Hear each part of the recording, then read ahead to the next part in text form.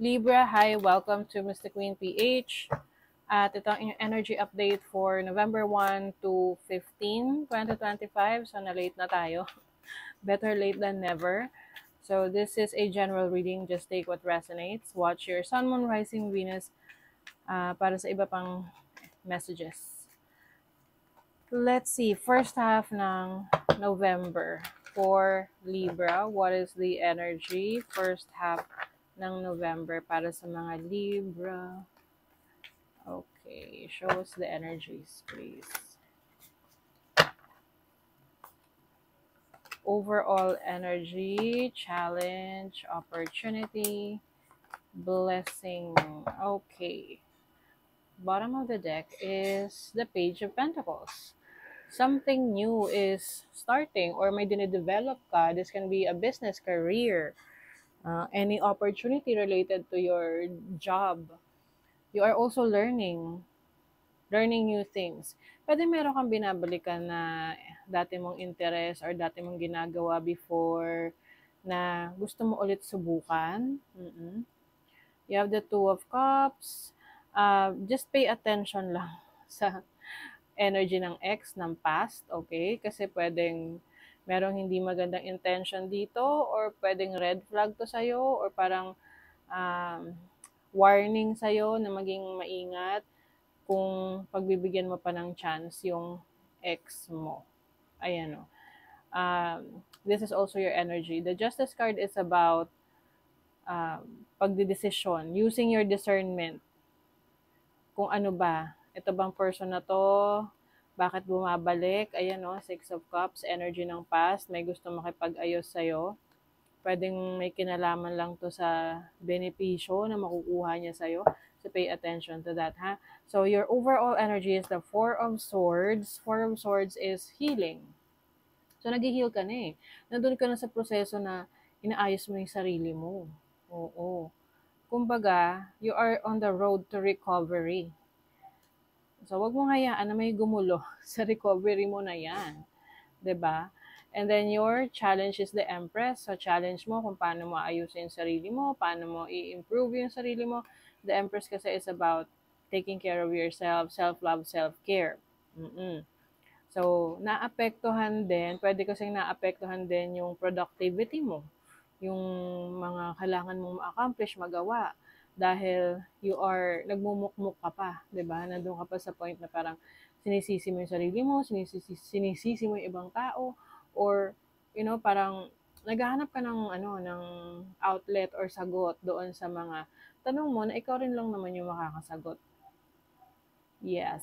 So, itong challenge na to para sa'yo, sina-challenge ka ng universe na kung paano mo ibabalik yung dating sigla mo, yung dating energy mo, yung dating pagmamahal mo sa sarili mo.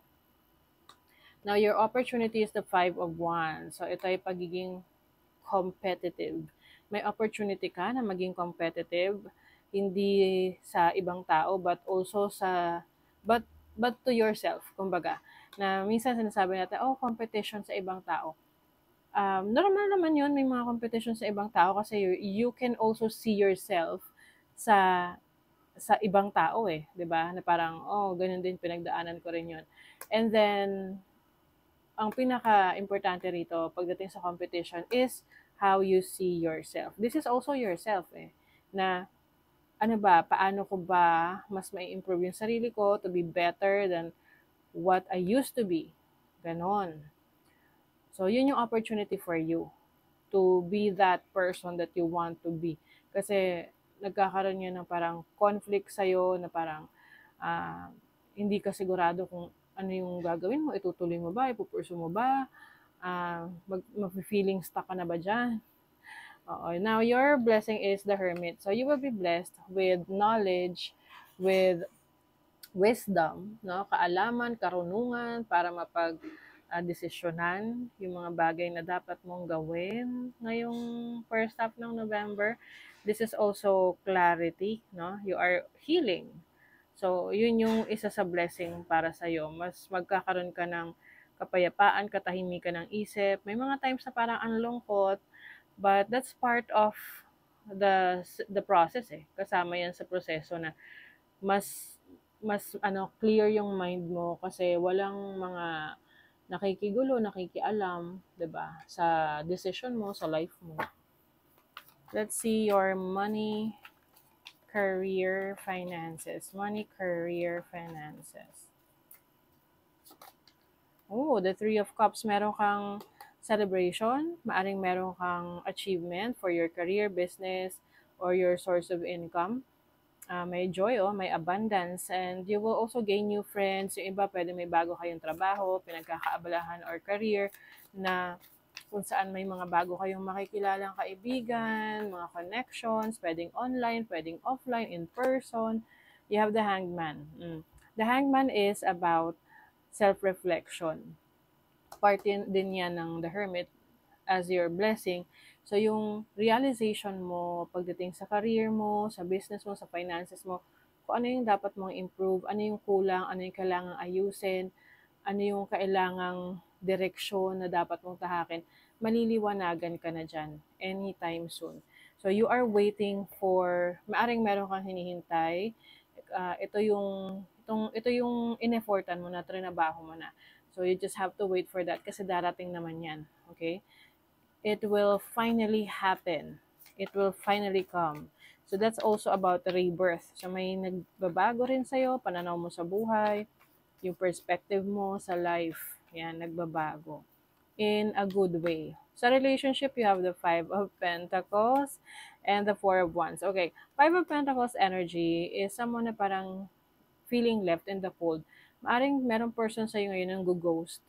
If there is someone na nang ghost sa'yo, at hindi mo alam kung bakit, at itong person na to ay wala ka pa masyadong alam tungkol sa taong to, maaring itong person na to meron ng family, may asawa na, no? So, that's why, sabi ko sa inyo kanina, if there is someone na parang bumabalik or might try na makipag-connect sa'yo, you have to be careful kasi pwedeng itong person na to, meron siyang red flag or meron siyang mga bagay na tinatago sa'yo. If you are single, pwedeng merong challenges na parang may hinihintay ka or parang meron kang namimiss na person or parang kung hindi man person yung feeling namimiss mo na paano yung merong karelasyon or ano yung pakiramdam na meron nag-aalaga sa'yo. But alam mo, isipin mo kung sino yung mga taong nagmamahal sa'yo, family mo, kaibigan mo, enough na yun eh. Kasi the moment na maramdaman mo yun, na someone is loving you or there are people na mahal ka, mas makaka-attract ka ng person na talagang darating for you, na magmamahal sa'yo romantically. Oo. So, it's a feeling na kailangan mong i-nurture sa sarili mo or maramdaman mo. Hindi naman talaga kailangan na merong person, but it's a feeling na pwede mong i-share sa iba. Yung iba sa inyo, focus na focus kayo sa inyong goal. Yan, parang kabayo na nakafocus sa kanyang destination. Kaya kung meron mang mga bagay na alam mong hindi ka interesado, hindi mo na lang yan pinapansin. You are focused on yourself, your improvement. Some of you going through spiritual awakening, marami kayong realizations about yourself. You're getting the higher perspective, you're seeing the big picture. So kumbaga malinaw, no? Naliliwanagan ka na sa iyong buhay ngayon. Unlike before na ikaw ay nagugulumihanan.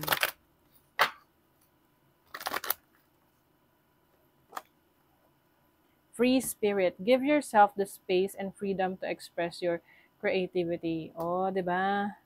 Bigyan mo daw yung sarili mo ng kalayaan at pagkakataon na ipakita or i-express yung pagiging malikhain mo. So, maaring meron kang creative talents and skills na maaring ito ay iyong i-explore, susubukan, gagawin, sisimulan ngayong first half ng November. Oh my God. Diba? You are evolving. May nagbabago. The butterfly, it symbolizes transformation, di ba? Bago maging butterfly yan, caterpillar muna siya. Tapos, ah, mananahimik muna siya ng matagal, tapos after nun, ayan, mag evolve siya. So that is also the energy ng hermit na marami kang pagninilay-nilay sa buhay mo and you're finally realizing kung ano yung mga bagay na dapat mong improve at pag ready ka na, ayun na, you will spread your wings like a butterfly, 'di ba? So that is your reading, Libra. Thank you so much. See you again.